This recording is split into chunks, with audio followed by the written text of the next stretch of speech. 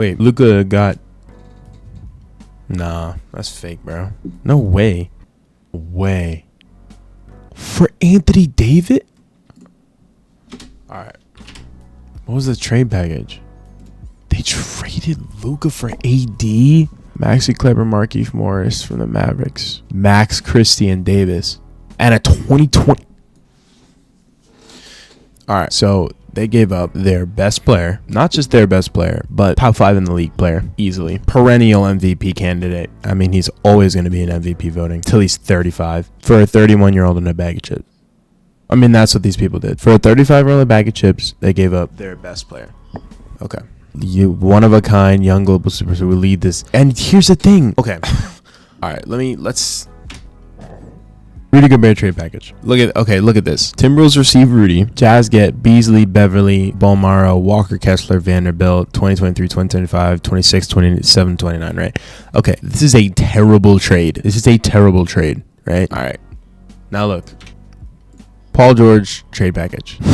Oh yeah, that's pretty bad, but all right, still. And I also look up the... What the fuck? They're interesting. Okay, well, we're not even gonna look at that.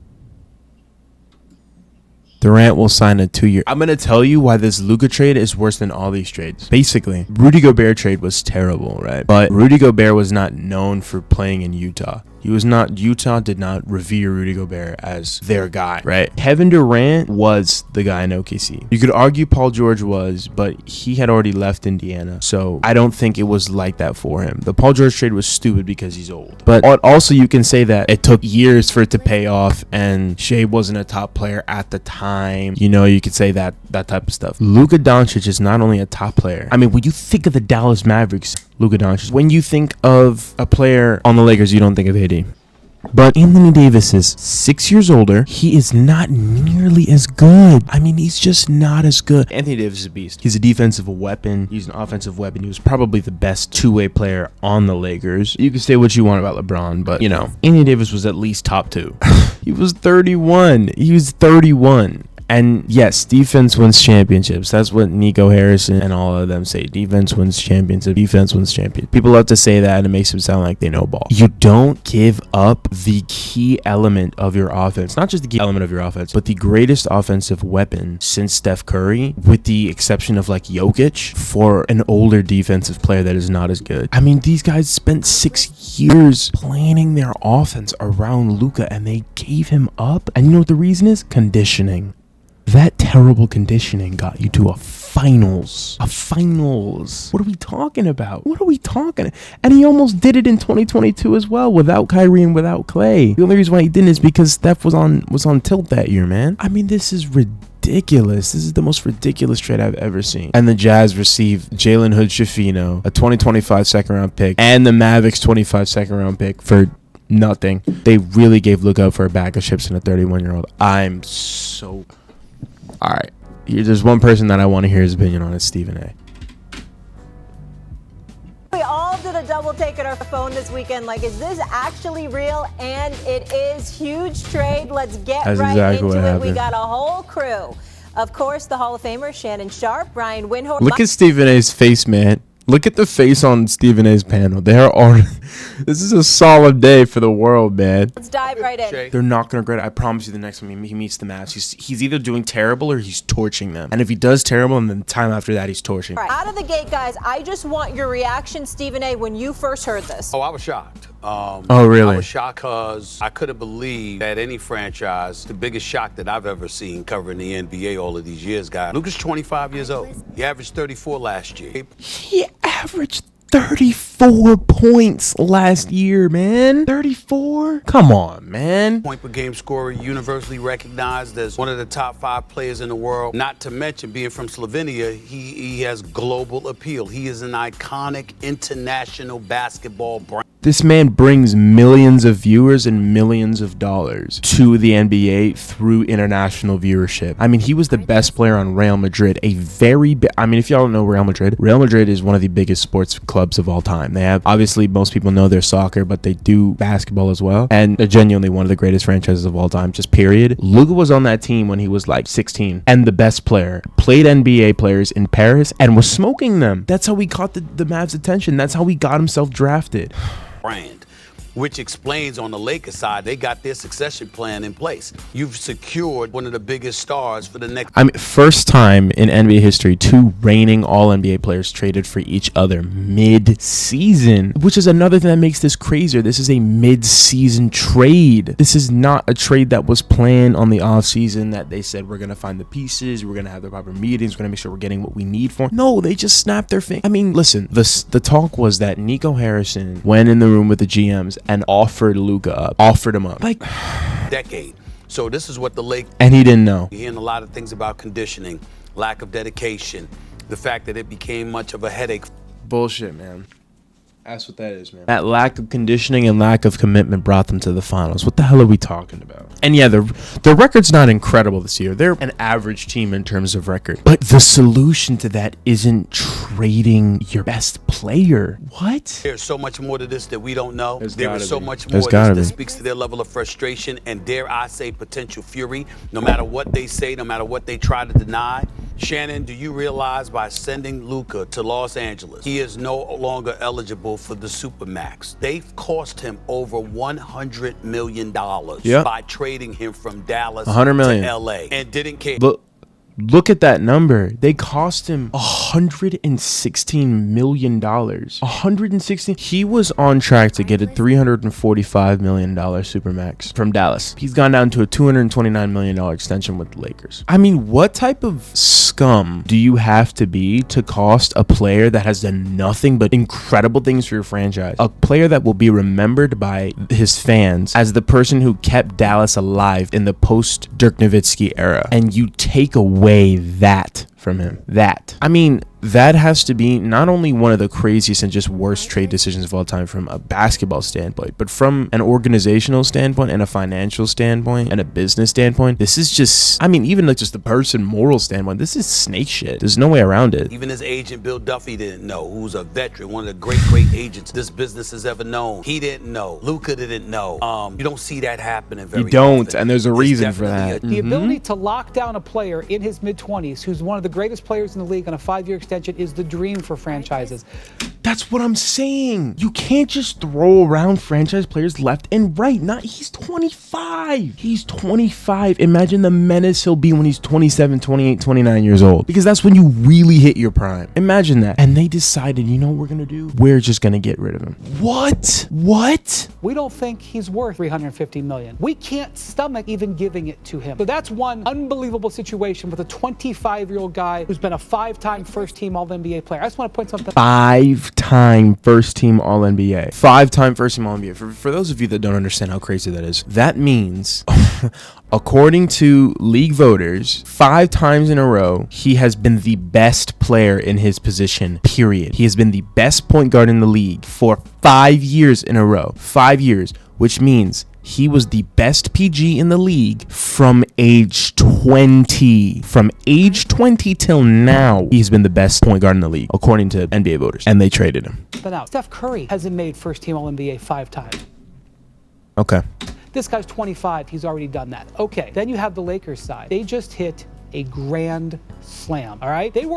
I mean, the Lakers, I don't even want to say they performed a masterclass. They didn't have to perform it. It was handed to them on a silver platter because, I mean, Luka is a player that will carry your franchise to wins for the next, 10 years. He can be viable because his play style isn't predicated on athleticism. It's not. So he's someone that can be viable well into his 30s. I mean, a 33, 34, 35-year-old Luka, as far as, health technology and health science renaissance has come. Even now, imagine it in 10 years and imagine it with a player who isn't predicated on athleticism. I mean, not to say he's not athletic. I mean, he's a basketball, he has to be, but he's not that player. He's not a Russell Westbrook. He's not a John Morant. He's not a Derrick Rose. He's not even a LeBron James, and you've seen how LeBron James has fared. Now imagine someone with that level of resources, but 10 years from now when we have more stuff, the Lakers hit a grand slam. I mean, to say they hit a grand slam is an understatement. They were able to trade someone who was on their way out to someone who was on their way in, and they didn't even have to give up anything to do it.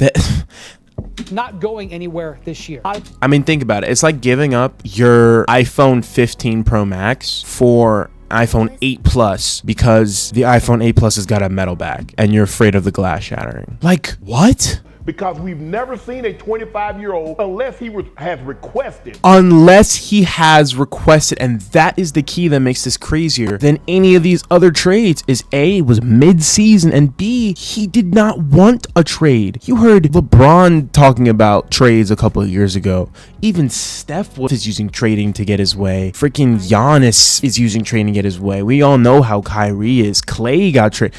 LUKA is like the one superstar who did not want to trade. He is the one superstar that did not want to trade. And guess what? Here we are. And they move him to get assets. But to say, nah, we don't need your request. We're moving on. Moving on to what? But the first thing I'm like, what must have LUKA done? That's what I'm saying. He has to have done something crazy to like disrespect the front office, man. He must have done something crazy. He must have like told them or something or mouthed off about how they can't trade him or they can't do anything or he's untouchable and they can't do anything. How they're so lucky. There has to be some sort of like posturing here or message sending, not to the league necessarily, but to LUKA about what basically them trying to tell him that whatever value he thinks he have or his perceived value is not actually the case, even though it is. But we don't trust you now, and you're making 40. If we give you 70, there's no possible way we can control you. You know, yeah, I think people underestimate the organizational aspect of the NBA and these franchises as individuals. Like, yes, they're basketball players and they want to win championships, but more than that, they want their organization to thrive. And if to win a championship, they have to go bankrupt, I promise you, no organization is going to do it. No organization is going to do it. If they feel they don't have control of a player, if they feel they can't keep someone in line, no organization is going to go through with it, even with the guarantee of the championship. They won't. Why? Because at the end of the day, it hurts the organization to get that championship financially than it would be to trade the player. If the player costs them more, if we're talking about, like, let me use Dennis Rodman for example. If Dennis Rodman was playing today and you knew for a fact that if you sign him to a $345 million contract that you would win an NBA championship, no one is going to do it, unless it's maybe like a franchise that's desperate, like the Jazz or something like that. Like, no one is going to do it. Why? Because you can't control him at that level of money. He can do whatever the hell he wants. You do whatever the hell he wants. You can't control him. And yeah, it's an extreme example because Dennis Rodman is known for, I mean, he's uncontrollable. You don't want to control Dennis Rodman. But regardless, like, the organizational aspect of these franchises of the NBA will always take precedence. And we're in an era where people are becoming a little more astutely aware of that. And so all of these decisions become vastly more snake oil salesman like, just because you see all the bullshit behind it. You know what I mean? I decided to just revisit Nico Harrison's resume. And been an executive at Nike for 19 years. Who has he worked with? Michael Jordan, Kobe Bryant, LeBron James, Jason Kidd, etc. Fun fact about Nico Harrison. Nico Harrison had a meeting in 2013 with Steph Curry, but botched it beyond belief because during the presentation, he forgot to change Kevin Durant's name. So everyone knew it was a cookie-cutter presentation. He called him Stefan instead of Stephen, and also called him Seth a bunch of times, basically making it clear that he didn't give a shit about signing Steph Curry. And Steph Curry ended up signing with Under Armour. They were saying he was listed at 230 and he was coming into camp at 260. 30 pounds overweight, out of shape, not committed, etc. How much truth there is to that, one would surmise. Here's the thing. I understand that they're just trying to basically give the thought process of the front office, but I'm going to sit here and tell you this right now. That is not the real reason. There is more to it. There is more to it. That is not the real reason. It's more like what Shannon Sharpe said about how he had to have done something to piss off the front office. Because I don't care how much you weigh or how overweight you are. That man is giving you championships. That man is giving you all NBA selections. He's giving you wins. He's getting you deep into the playoffs every year you're with him. Every year you give him. And I promise you, you giving him that $345 million isn't going to do anything but ensure that. Because you can do whatever you want to build a system around him that will get him and get you as an organization where you need to be. As an organization with all the money that you've made because of him, you can afford it. You can do it. It will benefit you. And they traded him. To let him walk out the door at age 25. They didn't let him walk out any door. They threw him out. What they're not going to do is cost you over $100 million. They don't do that to people unless you're just somebody they have no use for. And they're not going to say it like that, but clearly that's what the Dallas Mavericks were feeling to make this kind of move, knowing the kind of detrimental. I don't even want to say the Dallas Mavericks. I just want to say the GM in the front office, because I don't think a single player agrees with any of that. I don't think, as much as J-Kidd may sit there and pretend like he agreed with it, he was told at the same time he didn't believe it. He admitted he couldn't believe it. And I promise you, he was not with the trade. It's his job. You get with it or you get out. So people will tolerate you until they can replace you. I don't care. Who do you think you are? You can go to the job place. You can go in professional sports. As soon as they can replace you, they will, especially if you got questionable behavior. It's not even necessarily as soon as they can replace you, they will. It's as soon as they can replace you with someone that fits their narrative better. And by narrative, that can mean what behaviors they want to see. It can mean what beliefs they want people to have. Or the favorite one, it could be what budget they have. If they think, they don't even have to be right, but if they think they can get what you give them, especially if it's for $100 million cheaper, they're going to do it. The Mavericks says we're tired. We're tired of this because we don't believe if we give you $69 a year, it's going to get any better. I will say, we can talk all this, but LUKA is not. I mean, his defensive effort is, to say that it's lackluster is an understatement. It's genuinely, it's abysmal and it's terrible, and it does need to change. His effort on defense is, I mean, that could be a reason. I mean, they said defense wins championships, but if I had to guess, I would think they approached him about his lack of effort on defense, and he made some snarky comment, dissed the entire organization, and it's probably not the first time they spoke to him about it, and they just pulled the trigger, and they just wanted to get rid of him because of his attitude, because they'd probably talked to him a million times. He was like, oh, okay, and then he was like, I don't care, and then he probably went off. He probably went off at some point and was like, you guys can't trade me anyway, I'm the best player you guys have ever had, things of that nature. And then they wanted to make a statement, prove a point. You know, like classic parent kid, I hate you bullshit. It's whatever. I will say the Lakers will not. I don't think the Lakers will tolerate his lack of defense as much. I don't think they will. And that doesn't mean they're going to trade him, but I think they're going to find some sort of incentive or a way to kind of make him into the defensive force that they want him to be. And not in a crazy way, but just someone that can guard the positions 1 and 2. Someone that can guard someone that can guard. I mean, he's a point guard. He's 6'8". Like, he should be able to guard anyone in his position for the most part, with the exception of crazy people like Steph and Kyrie, but he should be able to hold his own against your Mike Conleys of the league, you know. And that's not to diss Mike Conley, but I mean, he just has so much size over them. Like, he should be able to guard those people, and he just is abysmal on defense, and I don't think they can stand it anymore. I'm so glad, Stephen, that you brought up Nico Harrison's resume, because there's a couple of things on this resume. One is that when Rob Pelinka brought Kobe Bryant as a young agent from Adidas to Nike, the point person on the recruitment was a young executive in Nike and Nico Harrison. These are guys who have done big, important deals with important high-level players for 2 decades. Stephen A. He also wouldn't pay Jalen Brunson. He could have given him an extension. They didn't extend him. They were looking for other things. Fun fact, just a reminder, Jalen Brunson was like pretty much the best point guard in last year's playoffs. Let's be completely honest. Is this going to be a Jalen Brunson, a huge whiff, or is this going to be a Kyrie Irving, a gigantic hit? Even the Kyrie Irving, I wouldn't even say it was a gigantic hit, because what LUKA did without Kyrie Irving Irving and what he did with Kyrie was about the same. I mean, he could have gotten where he got without Kyrie. He did. So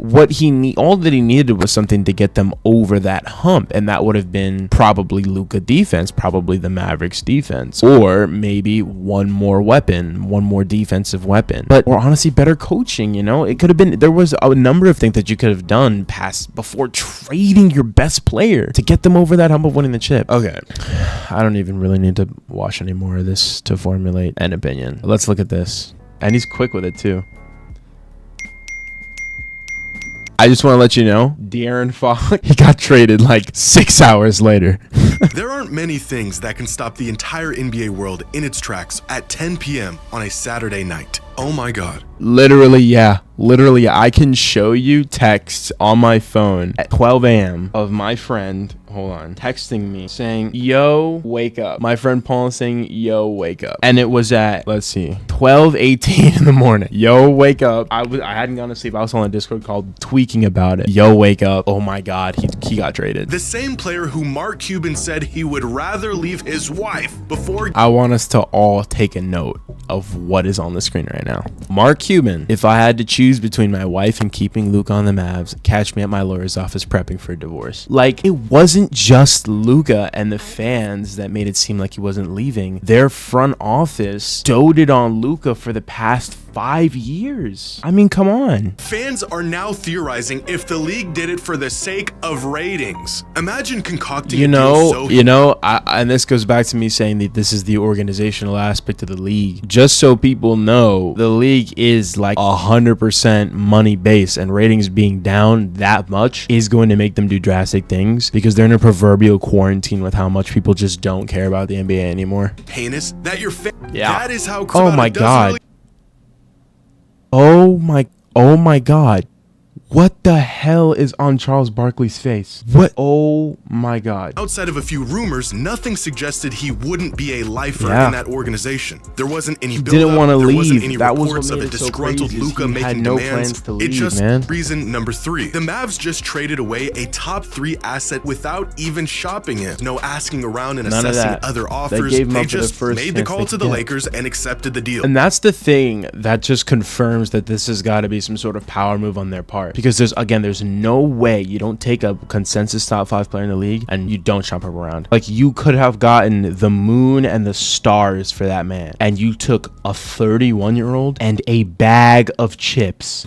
If Rudy Gobert, if Mikal Bridges, if an aging Paul George, can you imagine what a prime Luka Doncic would have? Not even prime, one that is before his prime, that is just on the cusp of entering it. This is prime time to sign this man. This is exactly when you sign him. This year, right now, is when you sign him to the Supermax. If you were to rank players in the NBA on their trade value, starting with the players who are the most untouchable, LUKA is the 3rd or 4th on that list. The only 2 players definitively ahead of him are Wemby and Jokic. And here's what I'll say. I'll even say this. Wemby is not, I wouldn't even put Wemby above him. I would actually have put Doncic above Wemby. Why? Just because Wemby is so young and so valuable at such a young age. He's probably like a prime subject for you to be able to get someone that great young, which means you can get him for a lot less. So I would say not like a lot less, but you can get him for a lot less than you would in like 5-6 years, 3-4 years, 2-3 years. So in that, I would actually put Doncic above Wemby. Dallas Mavericks just traded away the best player of a generation because he put on a few pounds. Zion Williamson ate his way into load management, and the Pelicans are still sticking by him. Zion didn't deserve that stray. Seems like a nice guy. Hey, I'll say Zion is getting back into shape. You can kind of see it in this clip. You can kind of see he's getting back into shape. He's getting back into it. I believe in Zion. I want Zion to succeed. I loved him in high school. I loved him at Duke. I want Zion to succeed. But he not LUKA. In their franchise's history, they've only had Dirk Nowitzki and Luka Doncic. That's the first one winning most challenging championship of our lifetime. I think it's unquestionably the hardest championship of all time. He had to beat the Lakers, the defending champions, and LeBron, Andy Wade, and Chris Bosh. And that's not to mention the rest of the playoffs, which was also hard. This man had the hardest path to a championship ever, and he destroyed his he outclassed them. Mavericks aren't some hotspot for superstar talent. Right. You know who is, though? The Lakers. They are a hotspot for talent. And you know what? They got another one. They got another one. The Lakers have gotten another superstar, and he's gonna sign with them. Just 3 trips to the finals in 45 years. One of those trips at the hands of the guy who they just sent packing. Here's the thing, and he's not no D'Angelo Russell. Like, he's not gonna spin back. He's not LeBron. He's not gonna spin back.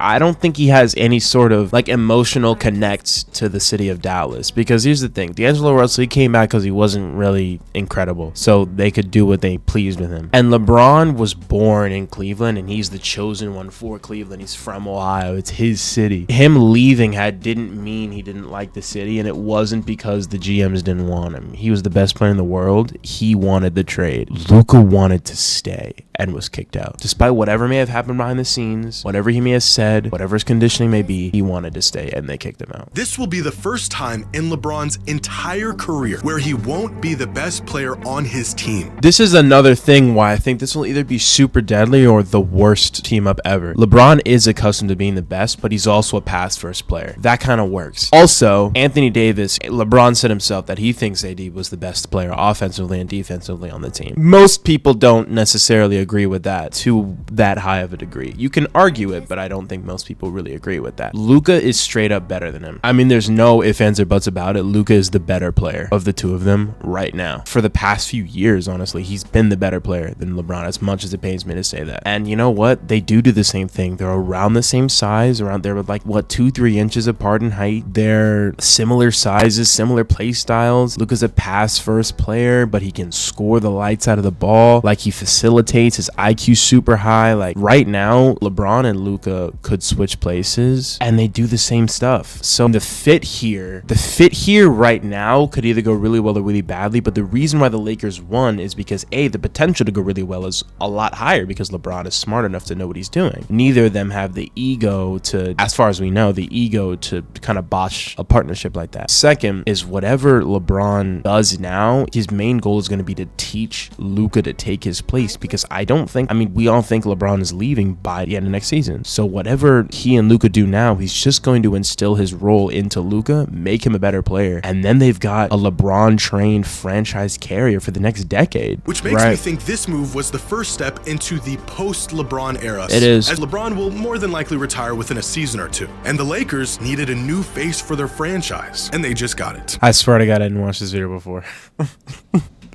In 20 years, fans will look back and wonder how one of the greatest players of all time was traded away on a random Saturday night. We're gonna see, man. I don't think this trade benefits the Mavericks past like next season. I don't think it does. I think once LeBron leaves after next season, it becomes the worst decision they've ever made. But you know what? At the end of the day, we're gonna see how this goes. I'm probably gonna react to that first game. Honestly, I would definitely break it down and see how LeBron and Luka play in tandem with each other, if they even let him on the floor, which I believe they will. But yeah, that'll definitely be interesting. Yeah.